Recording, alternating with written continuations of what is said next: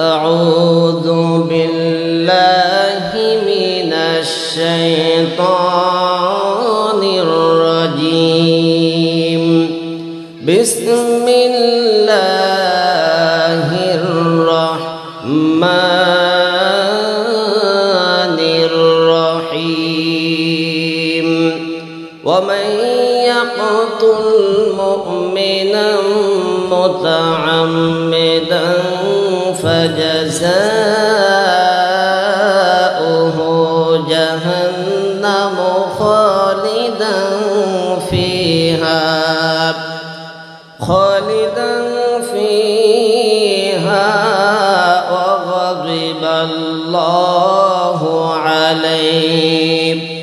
وغضب الله عليه ولعنه وأعد له عذابا عظيما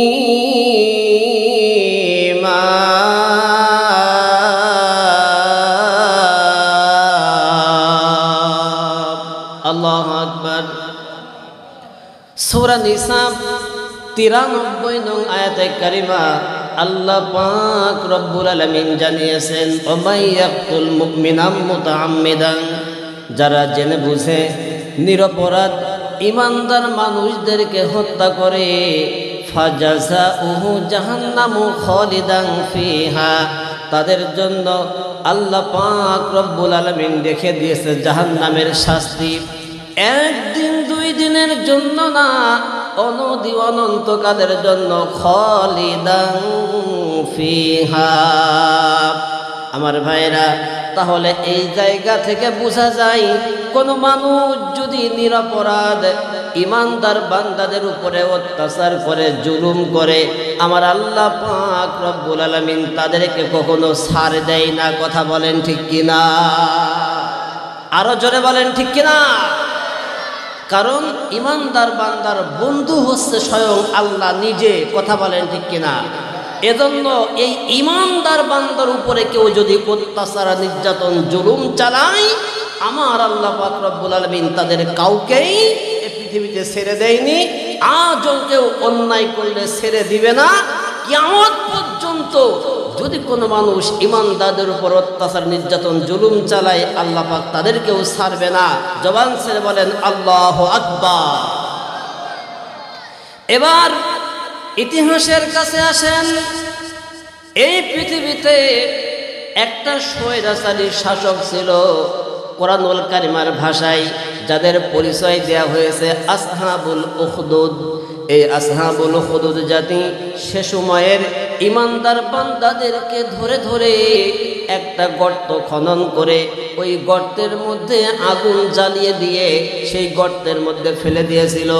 ফেলে দেওয়ার পরে ইমানদারেরা ওই গর্তের মধ্যে পড়ার পরে কিভাবে আত্মচিৎকার করে, কিভাবে কান্নাকাটি করে, এইটা দেখার জন্য তারা গর্তের কিনারায় দাঁড়িয়েছিল, আর কিনারা থেকে ভিতরে তাকিয়ে দেখতেছিল, আর আনন্দ মিছিল করতেছিল, আনন্দের হাসি হাসতেছিল।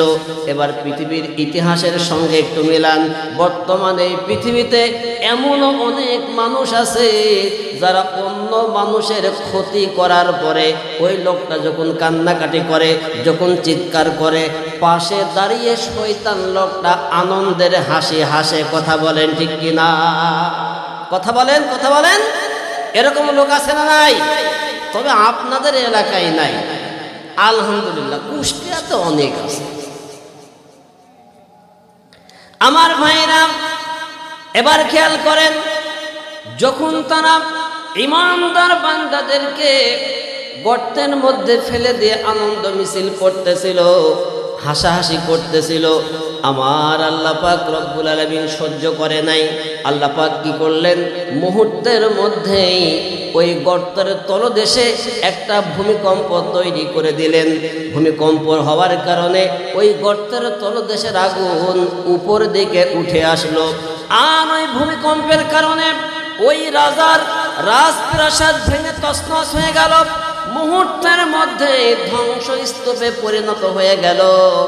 এইবার ওই রাজার মন্ত্রী পরিষদ যে যেখানে ছিল, রাজার পরিবারের সদস্য যারা ছিল, সন্তান ছেলে মেয়ে আন্ডা বাচ্চা যে যেখানে ছিল, রাজার দলবলের সমস্ত লোকগুলো ধ্বংস স্তূপের মধ্যে যখন পড়ে গিয়েছে, আর ইতিমধ্যে গর্তের আগুন উপরে উঠে এসে পুরা রাজ্যটাকে, রাজার দরবারটাকে পুরায়ে পুরা গোষ্ঠীকে একেবারে আল্লাহ পাক রব্বুল আলামিন ছারখার করে দিয়েছে। জবান ছেড়ে বলেন আল্লাহু আকবার। তাহলে তারা ঈমানদার বান্দাদের হত্যা করার জন্য একটা গর্ত খনন করলো, আগুন জ্বালালো। আমার আল্লাহ পাক রব্বুল আলামিন ওদের জ্বালানো আগুন দিয়েই ওদেরকে পৃথিবীর জমিন থেকে নিঃশেষ করে দিয়েছে। এই খেলাটা কার? আরো জোরে বলেন। আপনি মানুষকে নিয়ে ষড়যন্ত্র করবেন, ঈমানদার বান্দাকে নিয়ে কিলিকবাজি করে বেড়াবেন। কিলিকবাজি বোঝেন তো আপনারা? হ্যাঁ, চগলখড়ি করা, পিছনে পিছনে কথা লাগিয়ে গ্যাঞ্জাম লাগিয়ে দিয়া, এরকম লোক আছে না নাই? আরো জোরে বলেন। চায়ের দোকানে বসলে এই সমস্ত লোক খুব দেখা যায়, তাই না? যত ওয়াজ চায়ের দোকানে চলে। মসজিদে শুক্রবারে জুমার দিনে ইমাম সাহেব কোরআন হাদিস থেকে যে বক্তব্য দেয়, ইমাম সাহেব আর কতটুকু জানে? চায়ের দোকানের বক্তারা যারা ওয়াজ করে, হুজুর